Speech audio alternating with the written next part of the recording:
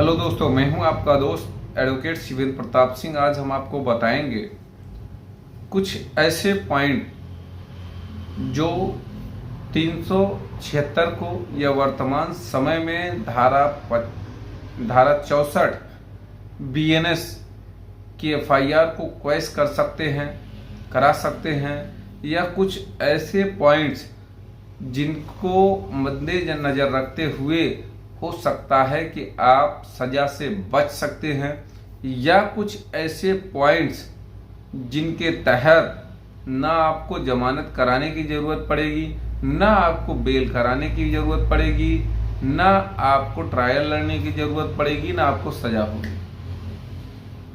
देखिए, सही बात तो यह है कि जब भी कभी इस तरह के घिनौने अपराध होते हैं तो ऐसे में किसी भी घिनौने अपराध का बढ़ावा देने का पर्पज किसी भी अधिवक्ता का नहीं होता है, न किसी वीडियो का माध्यम होता है।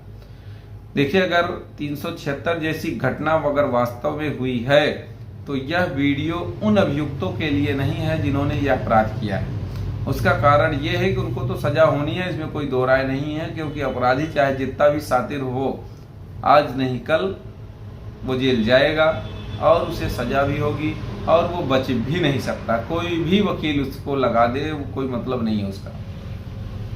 लेकिन यहीं अगर जब कभी इन धाराओं का दुरुपयोग किया जाता है, किसी ऐसे व्यक्ति को फंसाया जाता है जिसका भविष्य कैरियर दांव पे लगा हो, या यूं कहें कोई नौकरी में है तो उसकी नौकरी चट करने के लिए ये सब चीजें की जा रही हों, तो ऐसी स्थिति में उसका बचना भी जरूरी होता है, उसका बचाव भी करना जरूरी होता है, इसमें कोई दो राय नहीं। तो देखिए, जब कभी आपके ऊपर फर्जी 376 की एफआईआर हो गई हो तो सबसे पहले इन 5 बातों को बहुत ज्यादा ध्यान से सुनना है।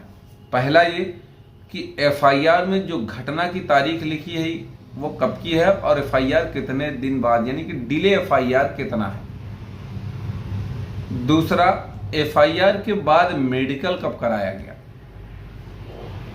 तीसरा, मेडिकल के बाद या एफआईआर के बाद 164 का बयान क्या कराया गया या कितने दिन में कराया गया और क्या कराया गया। चौथा,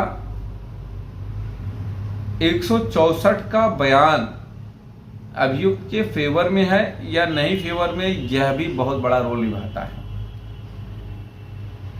पांचवा, 164 का बयान, 161 का बयान और एफआईआर तीनों में क्या कंट्राडिक्शन है। ये 5 बहुत ज्यादा जरूरी बातें।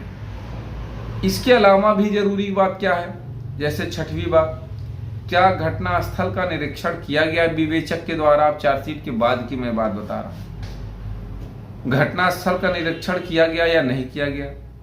क्या फोरेंसिक लैब एफएसएल रिपोर्ट मंगाई गई जांच के लिए, कुछ सैंपल्स नमूने भेजे गए या नहीं भेजे गए।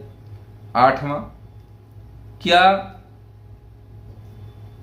मेडिकल कराया गया या नहीं कराया गया, अर्थात क्या मेडिकल से पीड़िता ने मना कर दिया। यह बहुत ही इंपॉर्टेंट बात है। 9 नंबर, कि किन कारण से, कौन से ऐसे कारण है कि वो पीड़िता आपको ही फंसाई। भाई, यह भी तो सवाल उठता है कि दुनिया में बहुत से लोग हैं, उनको तो नहीं फंसा दिया, आपको क्यों फंसाया, उसका रीजन दीजिए। बहुत लोगों के पास बहुत अच्छा रीजन होता है, पहले से कोई मुकदमा चल रहा होता है, पहले से कोई विवाद, पारिवारिक विवाद हुआ रहता है, तमाम चीजें हैं।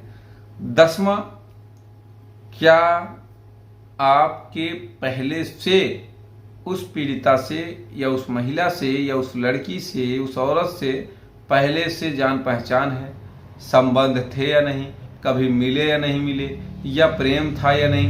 इन सब चीजों से एक बात क्लियर होती है कि अगर आपने सहमति से संबंध बनाए तो 376 नहीं है, या फिर यूं कहें कि अगर आपका मिलना जुलना था, प्रेम भाव था, तो भी 376 अप्लाई नहीं होती है। या यूं कहें कि कभी कभी ऐसा होता है कि एक दूसरे को व्यक्ति कभी जानता ही नहीं, मिला ही नहीं रहता, देखा ही नहीं रहता। उसका कारण यह है कि कुछ आपराधिक किस्म के लोग या बड़े पैसे वाले लोग किसी को जब फंसाते हैं तो किसी अननोन पर्सन, किसी अननोन लड़की से उस पर केस करवाते हैं, जो कि उस लड़की ने उससे न कभी मिला, न कभी देखा, न कभी ताका, न कभी फोन से बात हुई, न कोई जान, न कोई पहचान। तो यह भी बात जरूरी होती है कि भाई जब मैं इसको जानता ही नहीं, कभी फोन से मेरी बात तक नहीं हुई, मैं इसका बलात्कार क्यों करूंगा? मेरी कोई दुश्मनी थोड़ी है। अब सवाल ये है कि भाई दुश्मनी में ही तो ये आपराधिक तो होता नहीं है। ठीक है, मेरा सीडीआर निकाला जाए, उस समय मैं लोकेशन पे था कि नहीं था, इसका सीडीआर निकाला जाए, किससे इसने बात करी, मैंने किससे लास्ट में बात करी, तो भी तो क्लियर होगा। तमाम एविडेंसेस होते हैं जो कि आपको आवेदन देना पड़ेगा। उम्मीद करता हूं, आशा करता हूं आज का यह वीडियो आपको बेहद पसंद आया होगा। अगर वीडियो पसंद आए तो वीडियो को लाइक करें, शेयर करें। यूट्यूब चैनल SP 72 कानून प्रयागराज को जरूर सब्सक्राइब करें। कोई सवाल शेष रह गया है, जिस स्क्रीन पर चल रहे नंबर पर फोन करके जानकारी ले सकते हैं।